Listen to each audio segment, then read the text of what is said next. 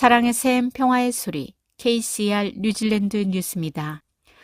제신다 아던 총리는 태평양 제도 포럼에서 키리바시가 탈퇴한다고 해서 몇 년 만에 열리는 태평양 그룹의 첫 번째 회의가 훼손되지 않을 것이라고 말했습니다.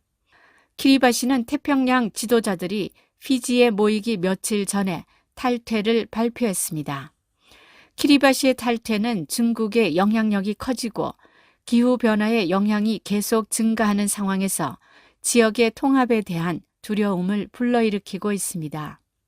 태평양이 중국과 미국의 지정학적 패권 경쟁에 직면함에 따라 태평양 지도자들의 중요한 대면을 앞두고 있는 포럼에 키리바시의 탈퇴는 심각한 타격입니다.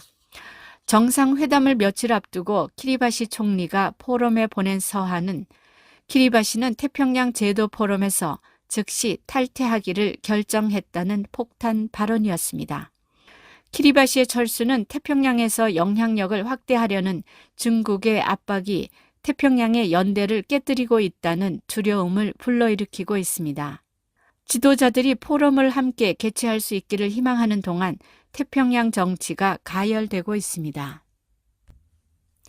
의사들은 정부에 의료 인력의 치명적인 붕괴 위험이 있다고 경고하고 있습니다. Women in Medicine Charitable Trust는 900명 이상의 의사를 대상으로 설문조사를 실시했습니다. 절반은 1차 진료, 나머지 절반은 2차 진료에서 일하는 의사들로서 설문조사에 따르면 광범위한 인력 부족과 자원 부족에 대한 심각한 고통이 드러났습니다. 설문에 응답한 의사 중 99%가 현재 뉴질랜드에 의료 인력 위기가 있다는 데 동의했습니다. 많은 의사들은 그들의 우려가 수년간 무시되어 왔으며 전염병으로 인해 오랜 노동력 문제가 노출되었다고 밝혔습니다. 의사들은 현재 자궁경부 및 심혈관과 같은 기본적인 검사를 다룰 수 없다며 정치 지도자들은 위기를 인식하고 문제를 해결하기 위한 긴급한 조치를 취할 때라고 말했습니다. 새로운 여론조사에서 경제평론가의 거의 4분의 3은 뉴질랜드가 2025년 이전에 경제 불황에 들어갈 것으로 예상했습니다. 경제 불황의 기술적 정의는 국내 총생산 GDP가 2분기 연속 하락하는 것입니다. 13명의 전문가와 경제학자를 대상으로 한 파인더 설문조사에서는 이번 주 공식 현금 금리 결정과 경제 상황에 대해 질문했습니다. 경제 침체 가능성에 대한 질문에 응답한 11명 중 8명은 2025년 이전에 경제 불황이 예상된다고 말했습니다.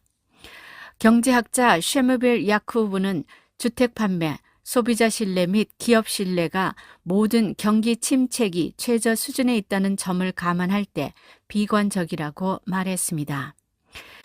NZ 이니셔티브의 수석 경제학자 에릭 크램튼은 경기 침체 없이 중앙은행이 인플레이션을 현재 7%에서 목표 범위인 1에서 3% 내로 끌어내릴 가능성은 희박하다고 지적했습니다. 인포매트릭스의 게레스 키어는 수석 경제학자는 인플레이션이 완화될 가능성이 낮기 때문에 중앙은행이 긴축을 계속해야 한다는 압력이 여전히 크다고 설명했습니다. 질문에 답한 패널리스트의 압도적인 다수는 부동산 가격이 2022년에도 계속 하락할 것이라고 전망했습니다.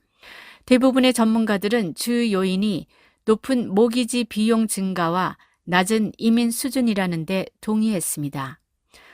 코올로직의 켈빈 데이비스는 부동산 가격을 상승시킨 요인들이 이제 역전되었으며 높은 모기지 금리, 더 많은 주택 매물, 모기지 공급 제한들을 지적했습니다. ANZ의 샤런 조너는 금리 인상과 순이민 감소가 주택 가격 하락에 기여했다는 데 동의했습니다. 이코노믹스 뉴질랜드 LTD의 도널 커트는 주택담보대출 비용이 증가하고 실질 가계소득이 감소하면서 악화된 주택 구입 불가능성으로 주택 가격이 하락하고 있다고 설명했습니다. 한국여성건강증진회 KWWCG 한국어 상담원입니다. 복지와 건강 그리고 연금 등 궁금하신 모든 사항을 상담해 드립니다.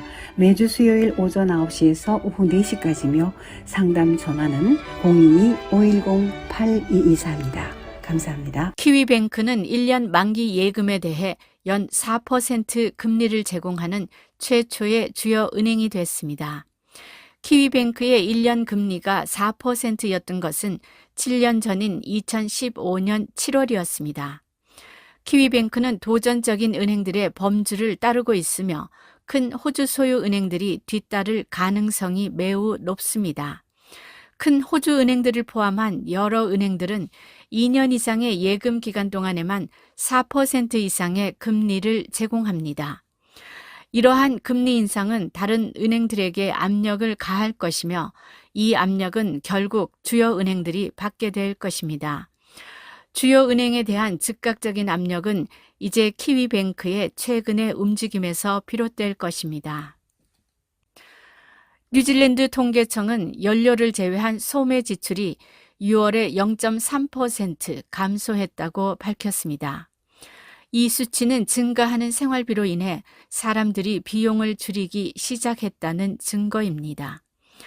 웨스트팩의 수석 경제학자 사티시 렌치어드는 전자카드 거래로 측정된 소매 지출이 6월에 지속적인 가격 인상과 가계 예산에 대한 압박 증가로 사실상 정체됐다고 말했습니다.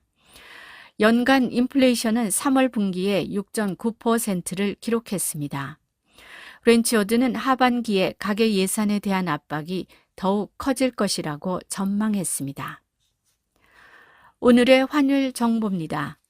뉴질랜드 달러와 대비 원화의 기준 환율은 803원 21전, 한국에서 보낼 때 811원 24전, 한국에서 받을 때 795원 18전입니다.